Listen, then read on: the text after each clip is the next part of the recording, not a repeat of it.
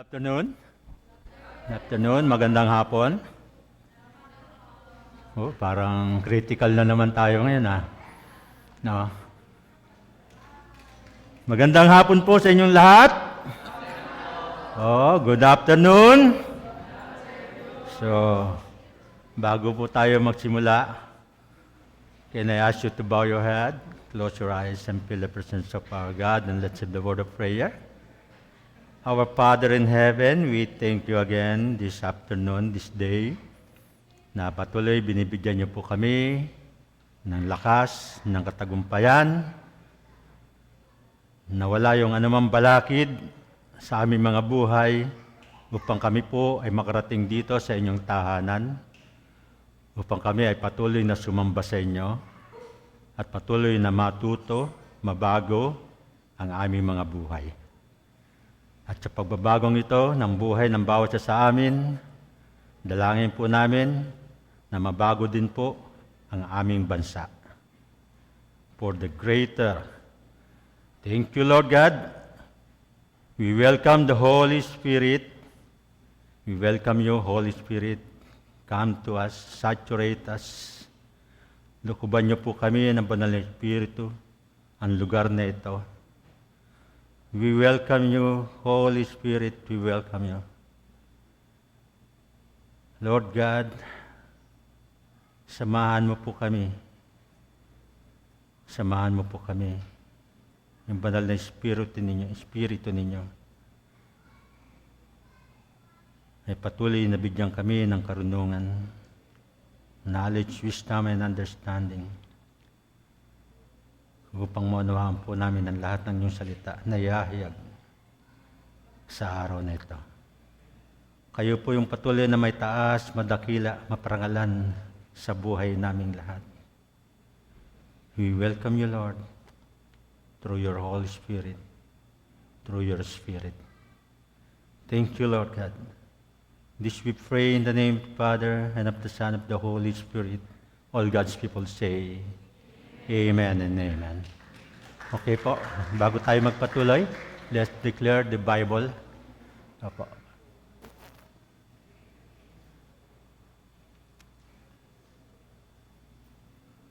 Sige po, in the count of 3, let's declare the Bible. 1, 2, and 3. This is my Bible. This is the Word of God. I am what it says I am. I have what it says I have. I can do what it says I can do. Today, I will be taught by the Word of God. I boldly confess. My mind is alert. My heart is receptive. And I will never be the same again. In Jesus' name, amen and amen.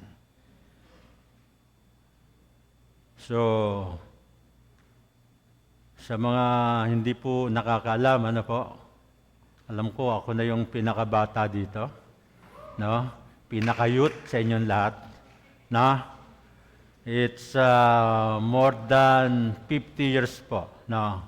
Ang Pilipinas is one of the top nation in Asia, no? I think I was 6 years old, or 7 or 8 years old. $1 is equivalent to 2 pesos. Diba? So, halos kapantay natin ng Japan during that time. And that time, lahat po na establishment ay sarado during Sunday. And the people during Saturday po ay preparado to worship the Lord during Sunday. So, ganon po. Sarado ang lahat ng establishment. Ang Manila po ay wala halos ilang sasakyan lang po ang tumatakbo during that time. And that time po, yun din po yung panahon na yung mga kaibigan ko na mga nasa kolehiyo sa Manila ay sinasama ako sa Manila, para sila ay makabisita sa kanilang mga nagugustuhang mga babae, mga nasa department store nagtatrabaho, yung panahon na yan. So doon sila nanliligaw sa Manila, yung aking mga kaibigan, mga older sa akin po yan. So, kaya po, napakaganda. Kaya lang po sa panahon ito, ay maaring nakakaranas pa rin tayo ng material prosperity, but morally, we are poor. No po? Because every week, there's another crime, may mga scandal, may mga conflict, no? Addiction, epidemic, nandyan po lahat. So, I believe na ang ating bansa po ay nangangailangan ng national healing. No? Ang intensyon ko po ay kagalingan sa karamdaman, but we need healing in the world. We need healing, no? More than we need, no? Sa eskwelahan, kailangan natin ng healing sa businesses. We need healing in our government. Kailangan po yung kagalingan din sa ating gobyerno, sa ating neighborhood, sa ating communities. We need healing in our families. Maring anak ka, magulang ka, nandito ka ngayon. But where are the member of your family? Nasaan sila ngayon? This is the day the Lord had made kung saan-saan ka pumupunta. No? We need healing in our mind, in our hearts, in our bodies. No, healing of mind, see several relationship, mga relasyon na hindi tama. Healing sa finances. So many different areas po ang kailangan kagalingan sa atin. No? Where there needs to be restoration, there needs to be a healing. Kung gusto mong mayroong ma-restore, kailangan mo ng kagalingan, di ba? May restaurant health mo, kailangan mo ng kagalingan. So 3,000 years ago, God made a promise to King Solomon. That promise still stands today because it is promise made to all His people. All His people. Ito po yung pangako ng Diyos, no? Sa Kanyang mga anak. One of the very most important and well-known promises in the entire Bible. Apo. Sabi dito sa 2 Chronicles 7:14, if my people are called by my name, will humble themselves and pray. Apo, tandaan natin yung humble and pray and seek my face and turn their wicked ways. No? 4 na bagay po yan. Humble, pray, seek, and wicked ways. Turn. Then I will hear from heaven and I will forgive, tignan nyo, didinggin at patatawarin ang ating mga kasalanan, and I will heal their land. Pagagalingin ang ating lupain. So the first thing I want to point out is that this is not promised for everybody. Nakita natin? Hindi po yan for everybody. If my people, so sa mga tao lang, sa kapamilya lang ng Diyos, yung pangakong yan. If my people, hindi po sinabi sa lahat. Na? Nakita natin? That's not for everybody. God did not make this promise to everybody, but He says this, if my people. So this is a promise for the people of God. Pangako po sa mga tao ng Diyos. For the people of God. Sino po yung people of God? Who are the people of God? No? So, nais ko pong puntahan natin yung Matthew chapter 12, verse 46 to 48. Dito po, habang nangangaral si Jesus Christ, Jesus was speaking in a crowded house. His mother and brothers were outside, wanting to talk with him when someone told him they were there. No, may pumunta sa kanya. Guro, nandyan po yung nanay nyo, mga kapatid nyo, naghihintay sa inyo sa labas. And verse 48, he remarked, who is my mother? Who is my brothers? Sabi niya, sino yung aking nanay? Sino yung aking mga kapatid? Tinanong niya. So, Matthew 12:49 to 50, pointed to his disciple, look, he said, these are my mother and brothers. No? Then he added, anyone, sino raw? Anyone who obeys my Father in heaven is my brother, sisters, and mother. Sino raw ang sumusunod sa salita ng Ama ay siyang mga kapatid na lalaki at babae at ina. So nakita natin,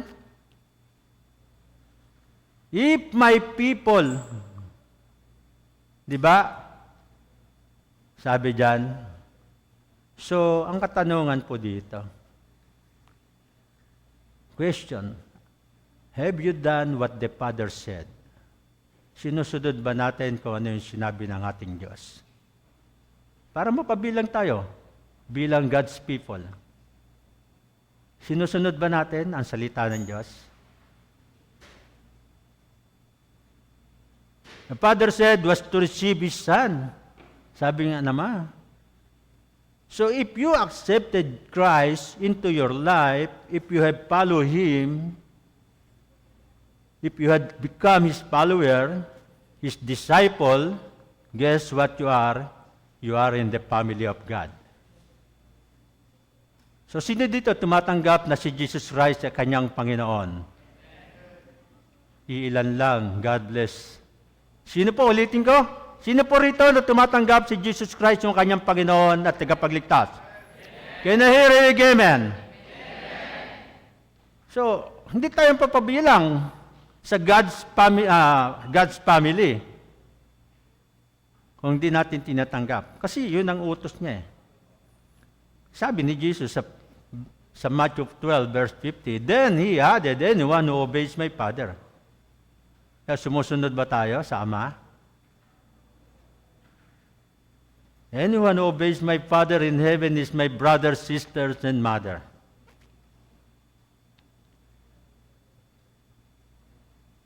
So this verse is a promise for you kung tinatanggap natin si Jesus Christ bilang ating Panginoon at sariling tagapagligtas, bilang hari ng ating buhay, bilang may kontrol ng ating buhay. Now, if my people, you are His people. Can I hear amen? You are His people. Walang tumatanggap. You are His people. You are His people. Amen. Ayaw niyong tanggapin. It's not a promise for everybody, but it is for God's people. Naunawan po natin, hindi yan ipinangako sa lahat, kundi sa mga anak lang ng Diyos. Now, the second thing, sabi niya, if my people who were called by my name, I wonder if you are ever embarrassed to identify yourself as a disciple. Kinahihiya ba natin si Jesus Christ bilang tayo ay kanyang disciple?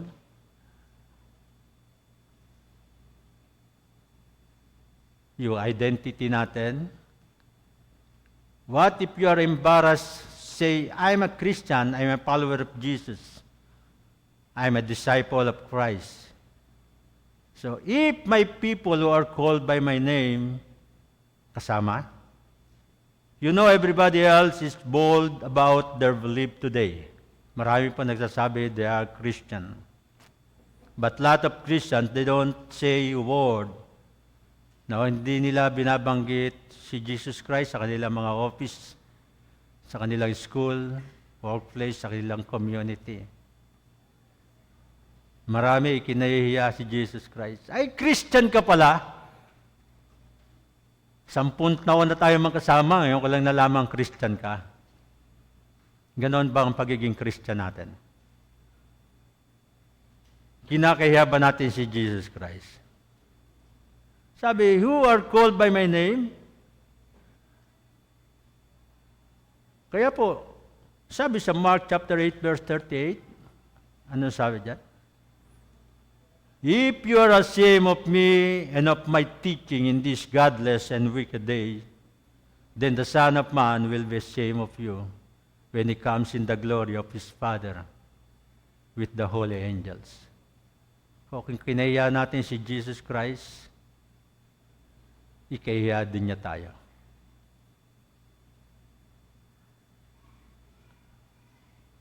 Now, the second things, which you know, he says, if my people who were called by my name, I wonder if you ever embarrassed. Yung identity natin. No? Ano ba yung identity natin? Di ba si Jesus Christ ang ating identity? Kailangan po, no? Nagkaroon ng 4 conditions. He say, if you humble yourself, pray, seek my face, turn from your wicked ways. 4, no? 4 yung condition, yung premise. Sabi niya, wicked ways, then I will hear from heaven, then I will forgive your sins, then I will heal your land.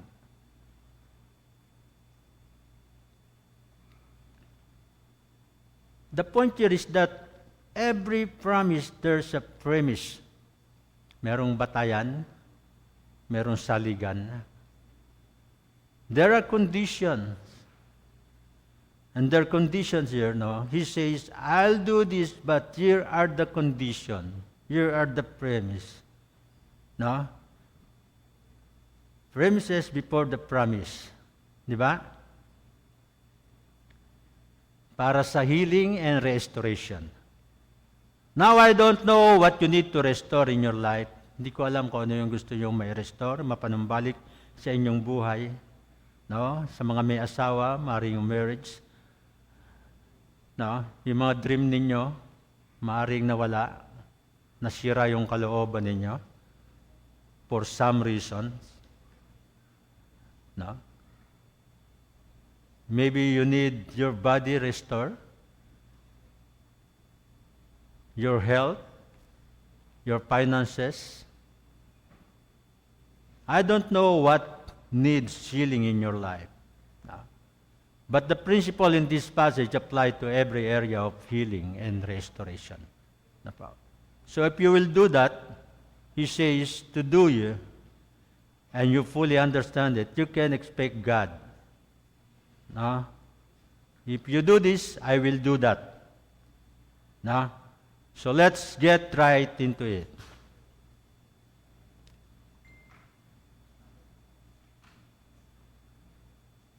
So, okay, number 1, here's the first condition for healing, restoration in any area of your life. Ano po yan? Yung 4 premises na yan.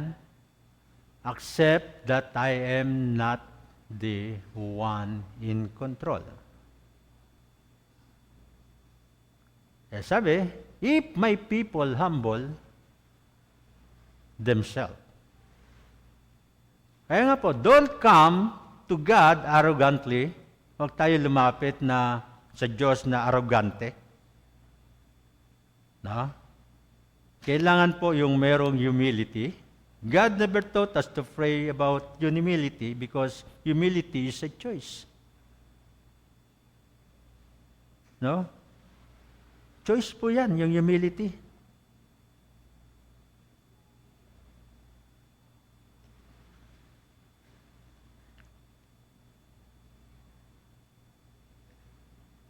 So ano po yung mga points? 12 ways how do I humble myself? 12. Po, nais ko po na isulat natin lahat yan. Take notes po tayo. So 12 ways how do I humble myself? Anong una? You confess your sin to God. Na? So, ipagtapat natin ang lahat ng kasalanan natin sa Diyos. The moment you realize it. Huwag na po nating patagalin. 3 seconds. Nagkamali ka ng pananalita. Lord, mali yata ang salita ko. patawarin mo po ako. Mali yata yung nagawa ko, Lord. No? Confess your sin to God the moment you realize it. Hindi po natin paabutin pa yun ng isang araw.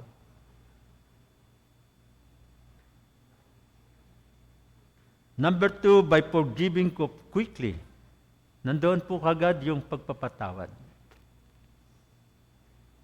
May mga instances po na may nag-cross the path sa atin, no? Nakakaroon tayo ng yung moment na parang galit, no? So, kailangan maging quickly po tayo sa ating pagpapatawad. No? When you are treated unfairly, be quiet and patient and don't retaliate. No? Sabi nga, quiet lang, mapagpasensya, at huwag gumanti. When you look for ways to serve others instead of expecting to be served. Si Jesus Christ, sabi niya, I came here to serve and not to be served. Para maglingkod at hindi para paglingkuran. So dapat po, yung picture ni Jesus Christ ay nasa atin. Number 5, when you accept criticism and correction graciously, ay, salamat, itinama mo ako. No, mali pala ako. Tama po ba yan?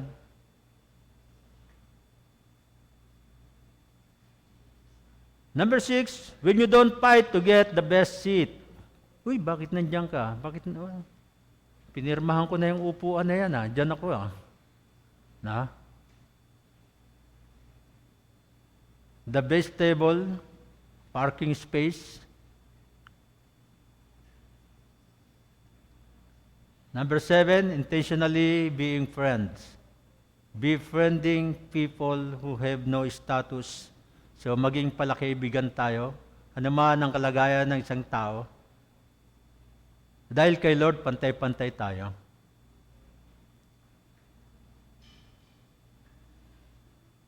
Yung mga tao na parang walang maitutulong, yung na-overlook na ng society, kailangan po intentional yung pagiging kaibigan natin.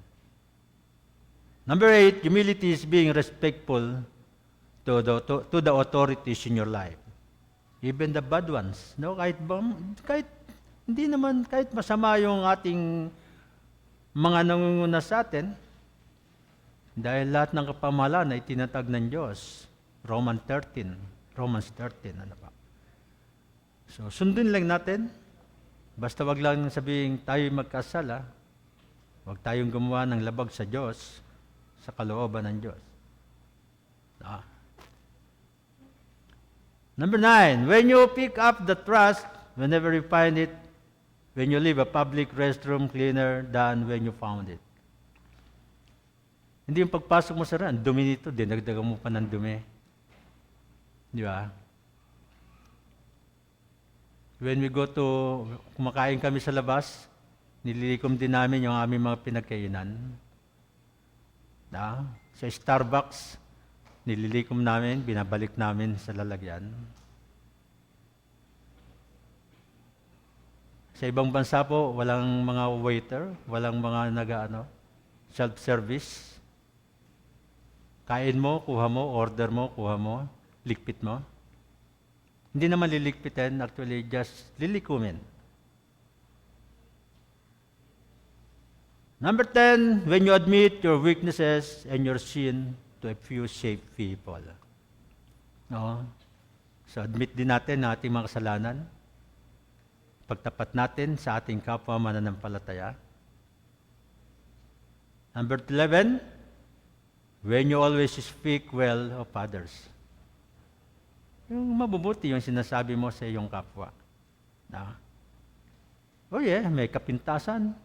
Pwede mong punahin, no?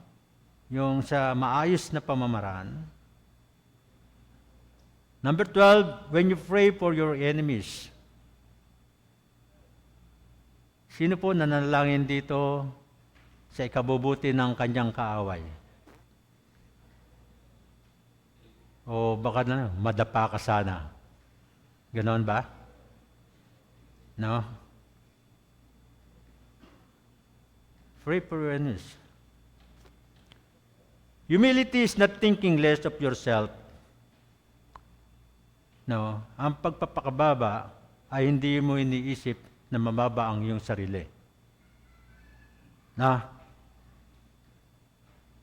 Nakulang ka sa anuman. It's thinking yourself less. Isip mo. Isipin mo na lang. Nakulang ka. If I'm humble, God will guide me. Sabi dito. No? Sabi sa Psalms 25 verse 9,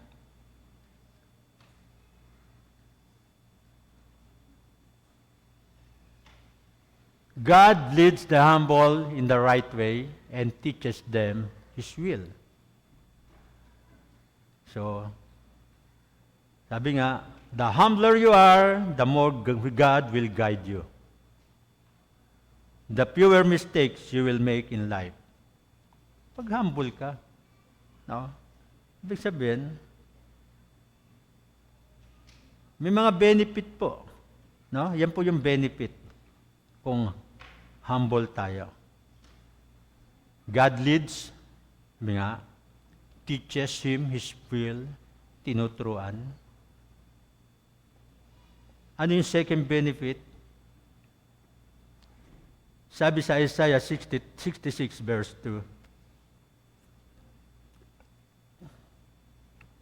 I will bless those who have humbled and contrite hearts. Ano yung contrite? Yung mga nagsisisi. So, hindi lang pala ginagabayan ni Lord yung mga humble, kundi pinagpapala pa niya. Amen.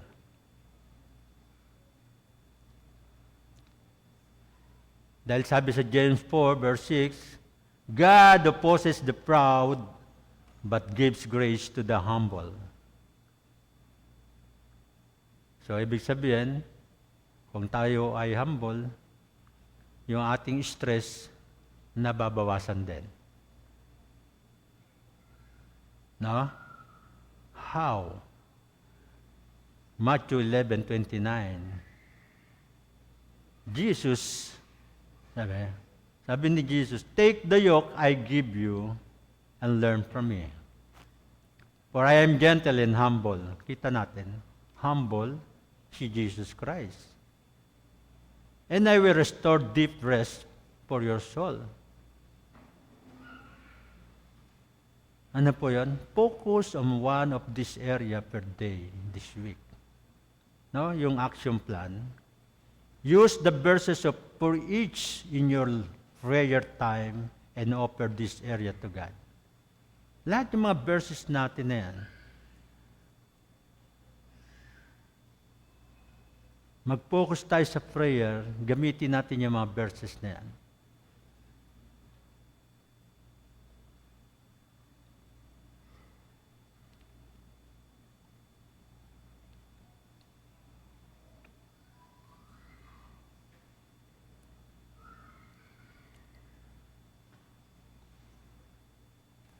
Point number 2, ask God for help.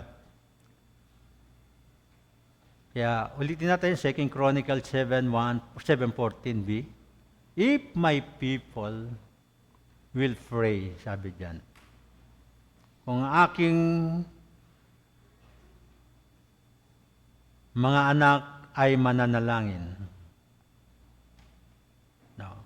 How to pray for healing? Kailangan po nananalangin tayo. No? How to pray for healing? John 16:23 to 24. Ito po. And Jesus, I tell you the truth, my Father will give you anything you ask for in my name. Until now, we have not asked for anything in my name. Ask, and you will receive, so that your joy will be the fullest possible joy.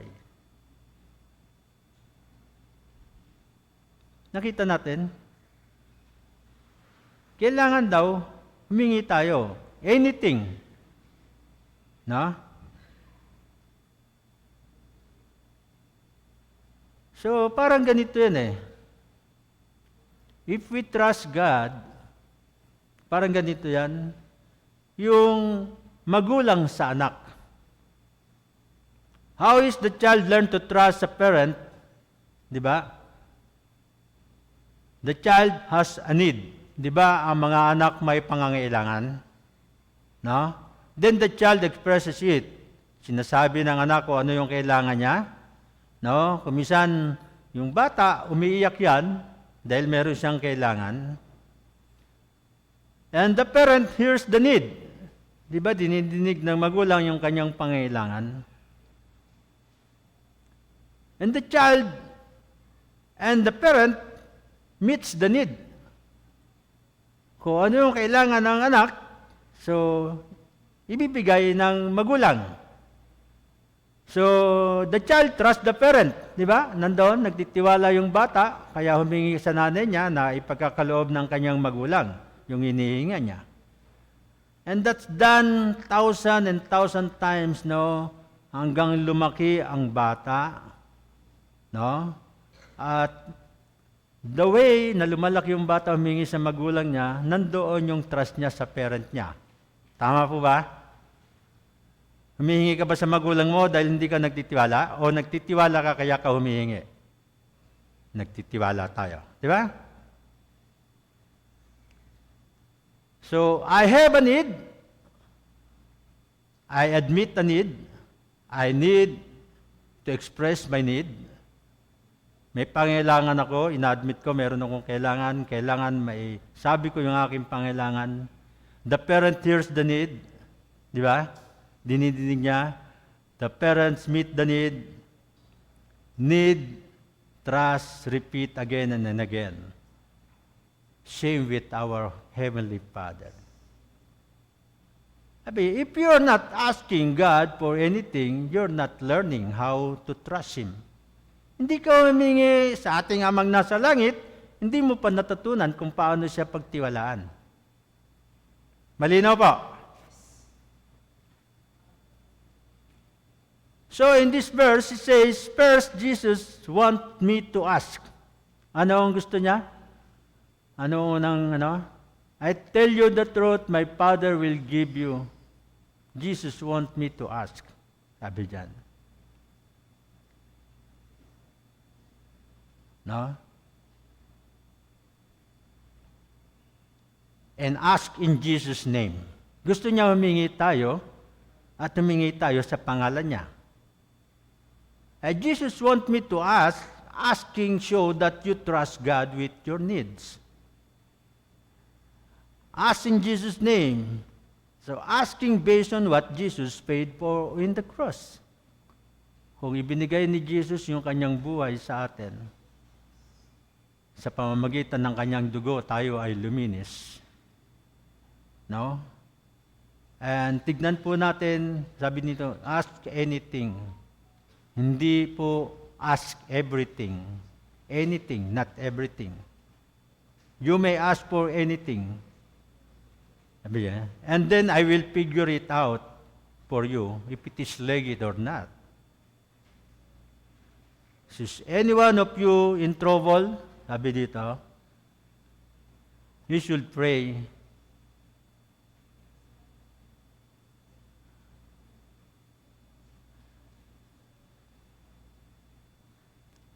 Sa James 5, verse 13 to 15. If any one of you in trouble, he should pray. Nasaan tayo? Nasa trouble? Kaguluhan? Manalangin tayo. Is anyone happy? Let him sing praise. Sing songs of praise. If any one of you sick, you should call the elders of the church to pray over him and anoint him with oil. So anointing with oil is the presence of the Holy Spirit in the name of the Lord. So the prayer offered in faith will make the sick person well, the Lord will raise him up. If he have sinned, he will be forgiven. So, mahalaga po na mananalangin tayo. So, sabi, get our people to pray for you. So, kailangan po, no? Sabi sa Matthew 18:19, again I say to you, if two of you agree on earth about anything they ask, it will be done for them by my Father in heaven. So, 2-3 nagkatipon sa pangalan ng Ama ay diringgin niya. Siya ay nasa kalagitnaan natin. So, kailangan po pala pag nanalangin din tayo, meron din tayong kasama. Kaya po, naituro ko na yon, kapag may nagdadasal, yung isa nagdadasal, yung isa, Amen. No? Amen. Nagpe-pray, Amen. Nagpe-pray, Amen.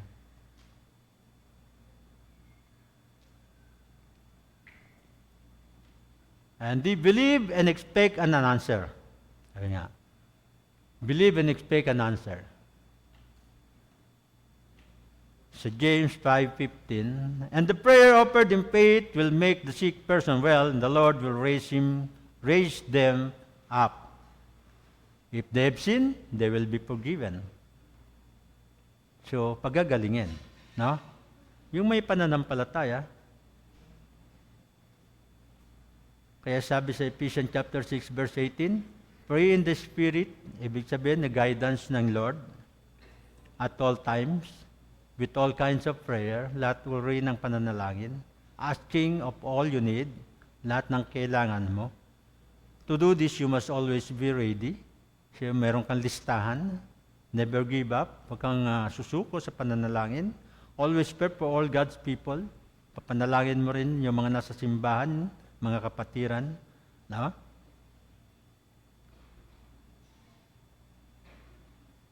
So, keep on praying until God tells you to stop. Sabi dyan. Action plan, write down these 5 steps above and keep them wherever you normally do your daily devotional time. No? Remind yourself of them daily. Kailangan sinusulat natin.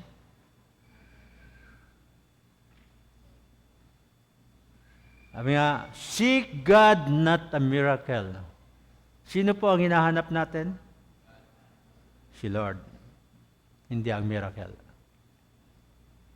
If my people seek my face, 2 Chronicles 7:14c, seek God, not His blessing.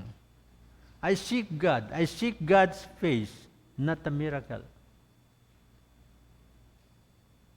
It's okay to want a miracle, that's fine. It's okay to want healing and restoration. But that's not what you seek.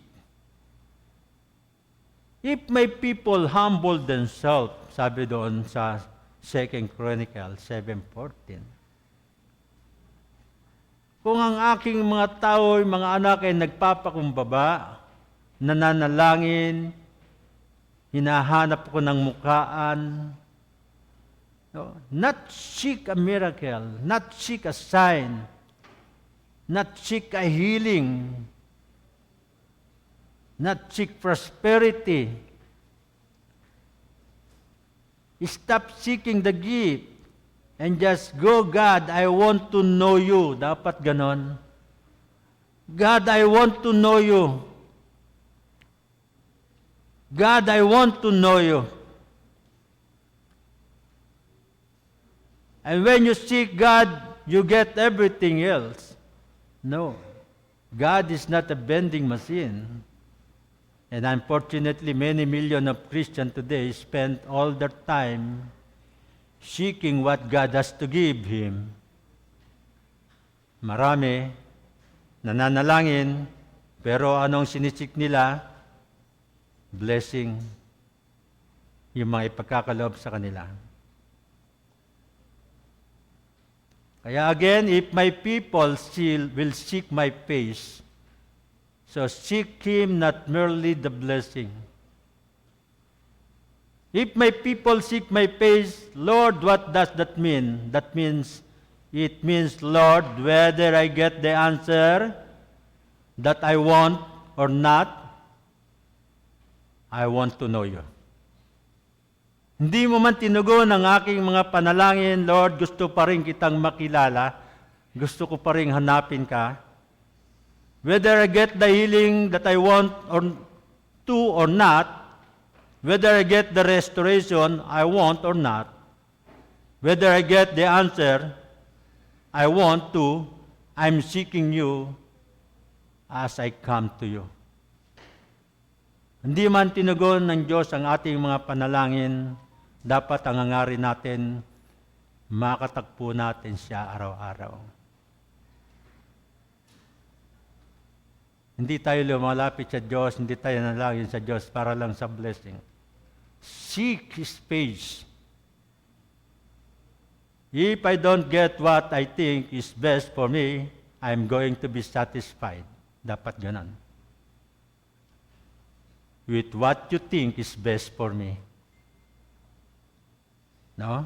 Hindi ko man nakamit yung inakala kong mabuti para sa akin, satisfied pa rin ako. Dahil alam ko yun yung the best para sa akin. And out of this whole ordeal, coming out of my pain in the mga sitwasyon sa buhay natin, no? May nawala sa buhay natin. Whatever. I'm seeking you, not the blessing. Not the gift, not the miracle. I'm seeking you. I want to know you, God. I want to know you, God. I love you. Sabi sa Psalms 8, verse 17, I love you. I love those who love me, and those who seek me, find me. Mahal ka ng Diyos kapag minamahal mo siya. At matatagpuan mo siya kapag hinahanap mo siya. And sa Psalms 14, verse 2, the Lord looks down from heaven on the human race to see if there is one. Kung meron lang isa, who is wise, one who seeks God. So ganoon, mapaghanap ang ating Diyos.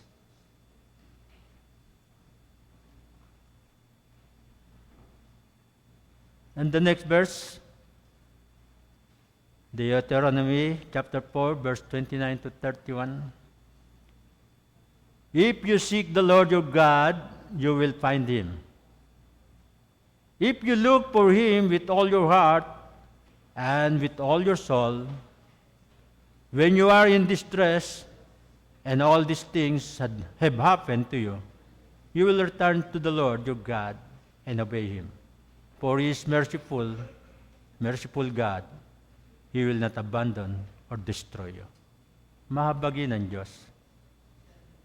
Kaya hindi pa huli, sabi mo sa katabi mo, hindi pa huli, magbago ka na lang.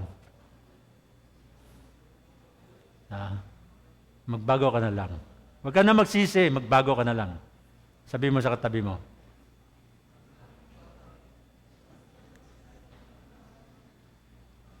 So Hebrews 11, chapter 11, verse 6, God rewards those who earnestly seek Him.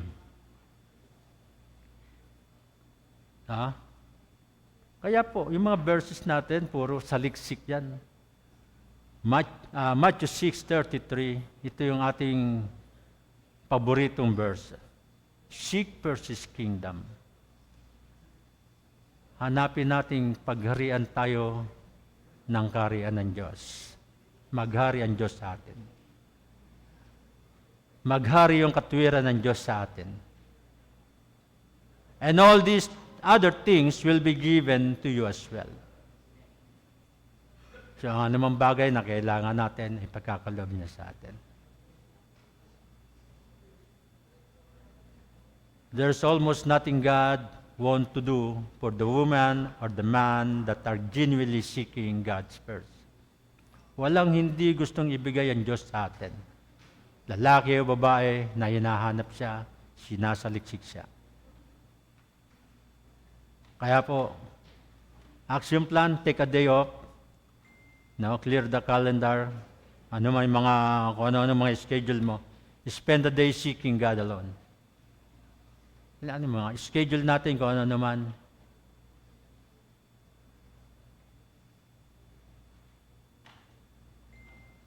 Sabi, if my people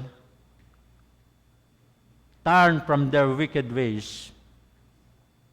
So, point number 4.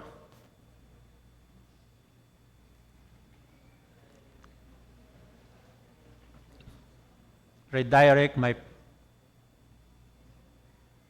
focus from the world to the word. No? Dahil sabi, if my people turn from their wicked ways. So what is wickedness? No? Rape, corruption, murder, abuse. No?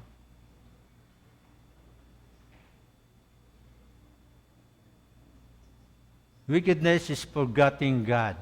Dapat nating matandaan. Ang paggawa ng masasamang bagay, ibig sabihin, kinakalimutan na natin ang Diyos. Ang kasamaan na ginagawa natin, ibig sabihin, kinakalimutan natin ang Diyos. Wickedness is forgetting God. He loves you and He wants you to love Him back. Yun ang gusto ni Lord. Mahal ka niya at gusto niya ring ibalik natin yung pagmamahal niya. He knows you, alam na alam ng Diyos kung ano ka, kung sino ka. He wants you to know Him, pero yun ang gusto niya. Yung kilalanin natin, hanapin natin siya.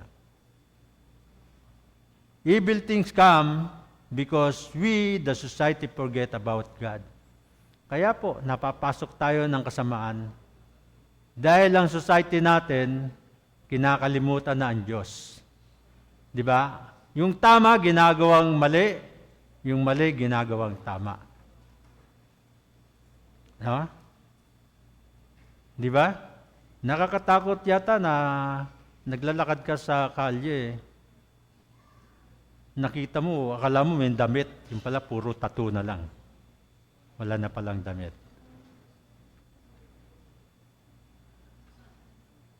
O yung babae, nandoon na lang sa mall, naka-two-piece. No. Ayaw natin nun. Ayaw ko nun.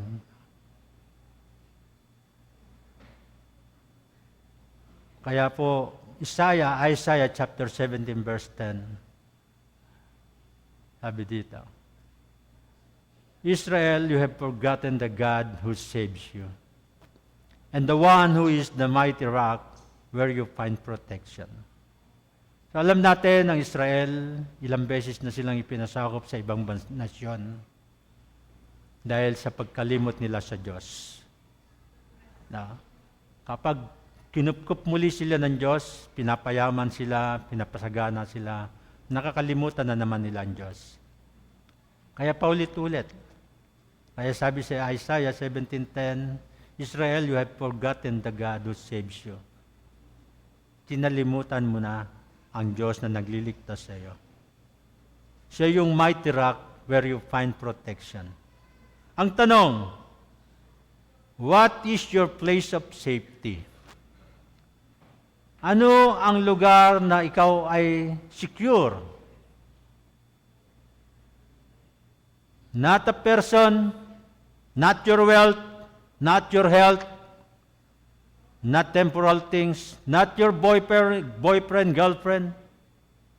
Hindi ka secure dyan. But God.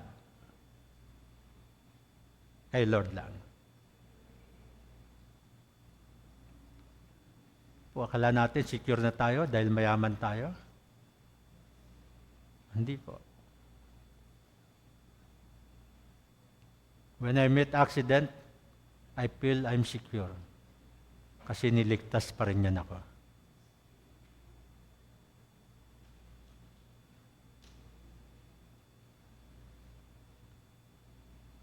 Kaya po napakalaga, no? Yung ating pinagtitiwalaan, yung ating kaligasan, yung ating seguridad ay na kay Lord. Hindi sa tao, hindi sa kayamanan, hindi sa laki ng katawan, kundi kay Lord lamang. Amen. Kaya nga napakalaga, sabi sa Acts 3, verse 19, Acts chapter 3, verse 19, repent then and turn to God. Magsisi daw at bumanumbalik sa Diyos, so that your sins may be wiped out, that times of refreshing may come from the Lord. Repent is not a negative term. Hindi po negative yan. Repentant is the most positive term in history. Repent. When I repented, I turned from guilt to forgiveness. Diba? Nang ako ay magsisi, nawala yung guilt sa akin at nakadama ako ng kapatawaran. Repentance simply means change your mind.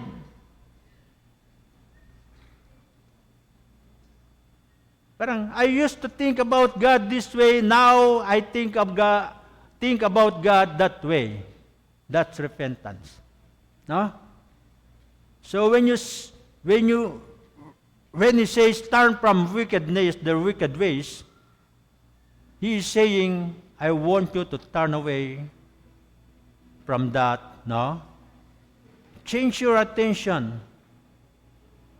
Sabi diyan, change your attention, ibig sabihin metanoia sa Hebrew, sa Greek, no? Sabi nga, turn from darkness to light. Amen? Turn from no purpose to purpose. Turn from hopeless despair to hope for eternity. Turn from bitterness to love. So it was the most positive change in my life. No? If I had known how positive it was to repent, I would have done it earlier. Ako po, you are blessed dahil mga bata pa kayo. Nakakarinig na kayo ng Word of God. Nang ako po yung makabasa ng Bible, I am already 40 years old. I was really ignorant that time. Kapag may nagkukwento tungkol sa Bible, ako po yung lumalayo. I don't know the Bible. And I'm blessed. So, it's not like somebody tried to give me cancer. No.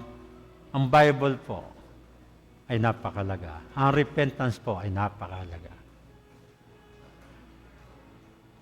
I wish I had known it and understand it sooner to turn from darkness to light, to turn from meaningless to meaningfulness. The meaning for this from life that is shallow to life with a significant that repentance. No? As soon as positive change you can make to turn away from hell to heaven, from Satan to God, from no love to love of the Father. The love of the Father will never ever end. So when he says turn from their wickedness, saying, I want you to turn away from that to turn you over, change your attention. Change your attention.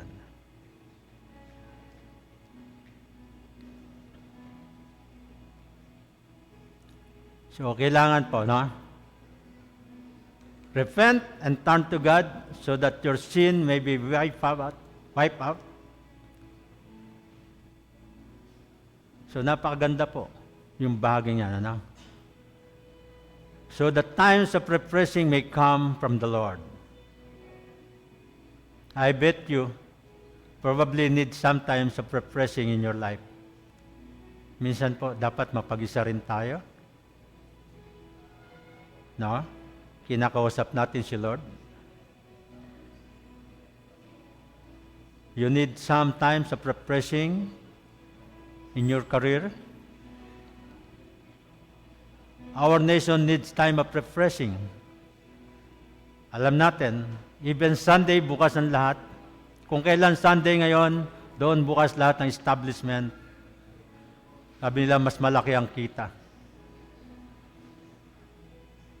How do you get it? Repentant to turn to God, so your sins may be wiped out. You need refreshing. Come from the Lord. Dahil sabi sa Proverbs chapter 28 verse 13, if you hide your sin, you will not succeed. But if you confess and reject them, you will receive mercy. No, kung itatago natin yung ating mga kasalanan, hindi tayo magtatagumpay. Pero kung kino-confess natin, nire-reject natin, tatanggap tayo ng awa. Kaya sa James 5:16, therefore confess your sins to each other and pray for each other so that you may be healed.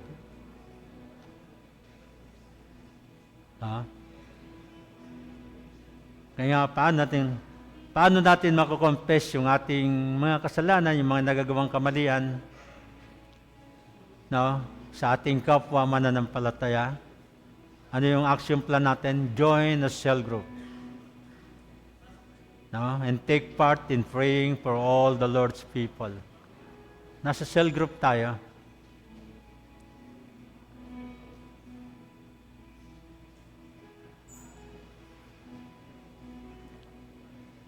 Ano yung tatlong pangako? Mula sa 2 Chronicles 7, verse 14. 3 promises. Tignan po natin yan. Ilista po natin yan. Ano ang sabi ni Lord dyan? I will hear from heaven. Didingking ko sa langit.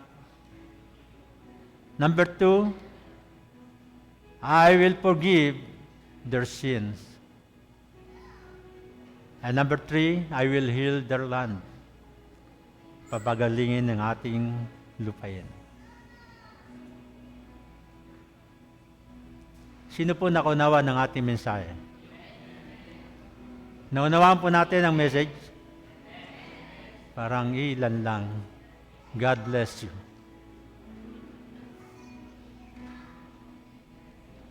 Can I ask you to bow your head? And let's the word of prayer. Naku po, hindi mahirap na maunawaan yung mensaheng ito.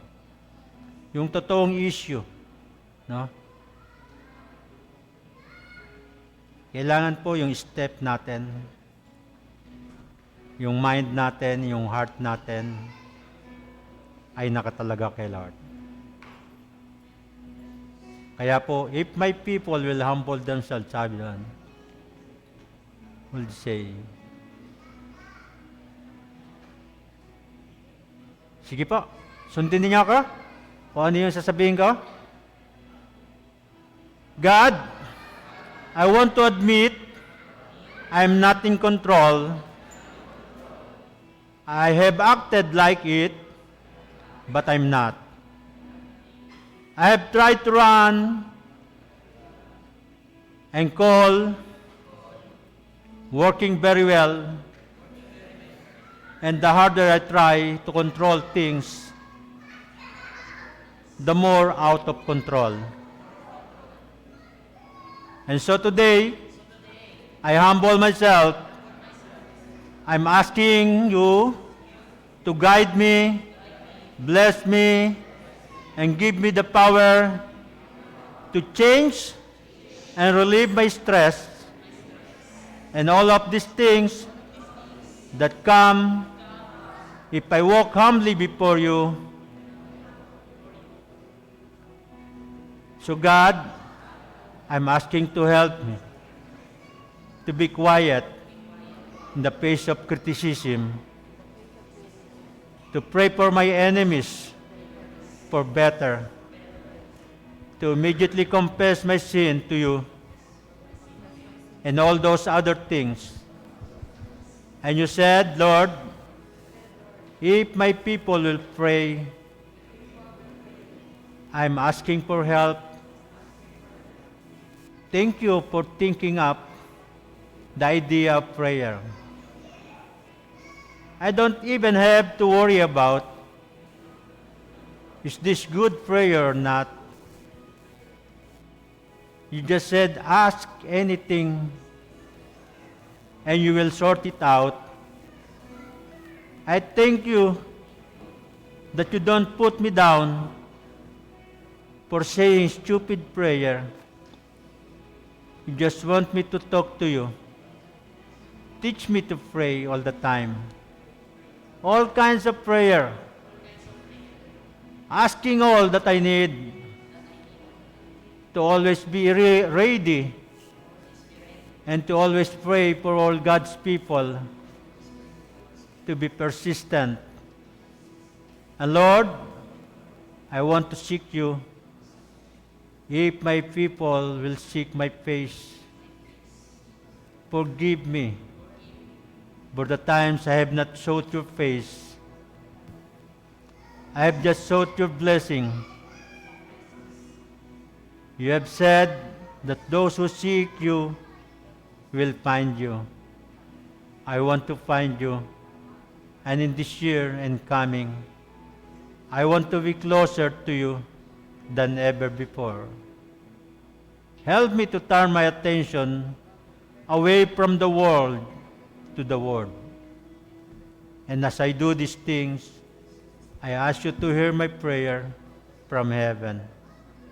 I ask you to forgive my sin, and I ask you to heal me, my heart, my body, my mind, my relationship, my fears, my bad habits, my bad attitude, my bitterness. Heal my anger. Heal my impatience. I want to be like you, Lord, because you are humble.